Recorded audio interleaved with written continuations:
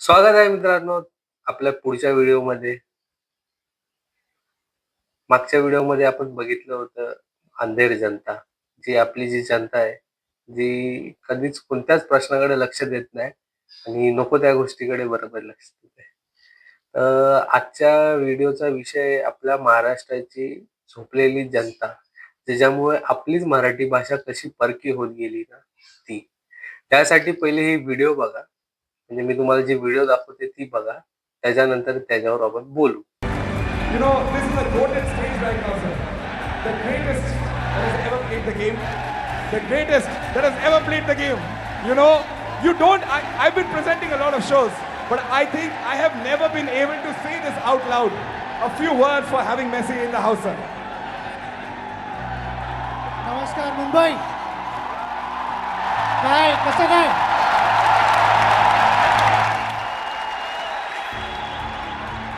सर्वप्रथम सगळ्यांना माझ्या वतीने धन्यवाद. आपण मुंबईत आहोत आणि ज्या प्रकारे तुम्ही लिओ, लुई आणि रॉड्रिगेस तिघांचं जे स्वागत केलंय, धन्यवाद. जसं आपण ह्या व्हिडिओमध्ये बघितलं तसं क्रिकेटचा देव सचिन तेंडुलकर तो सुद्धा त्याच्या स्पीचची सुरुवात करताना मराठीतून बोलला, कस काय मुंबई.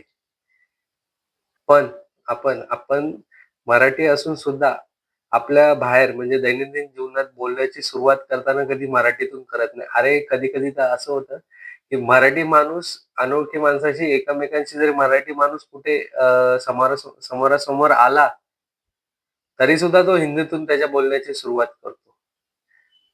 आणि ह्याच्याहून कहर म्हणजे आपले जेवढे पण राजकीय मंडळी आहेत ते सगळे सुद्धा आता महाराष्ट्रामध्ये जे काही इलेक्शन्स असतील, कुठलं नगरपालिकेचे त्याच्या प्रचारासाठी जाताना पण मुंबई, ठाणे यासारख्या शहरांमध्ये सुद्धा प्रचारासाठी जाताना नेते मंडळी हिंदीतून त्यांचं भाषण देतात.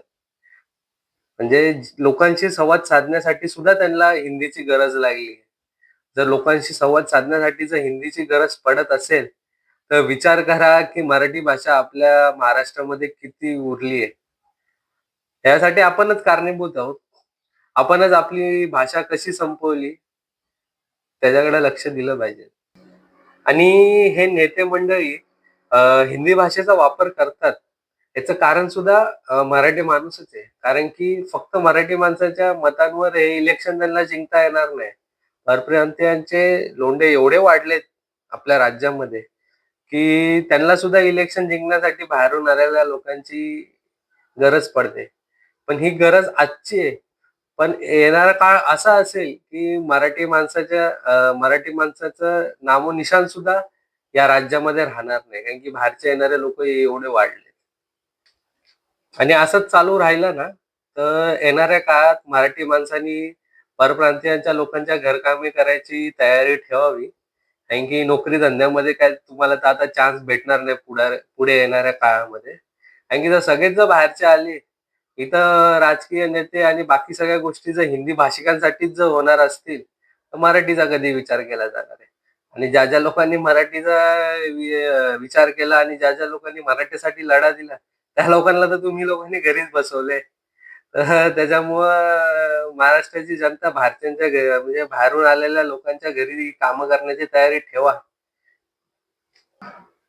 म्हणजे थोडक्यात सांगायचं झालं तर परत गुलामगिरीची तयारी करा.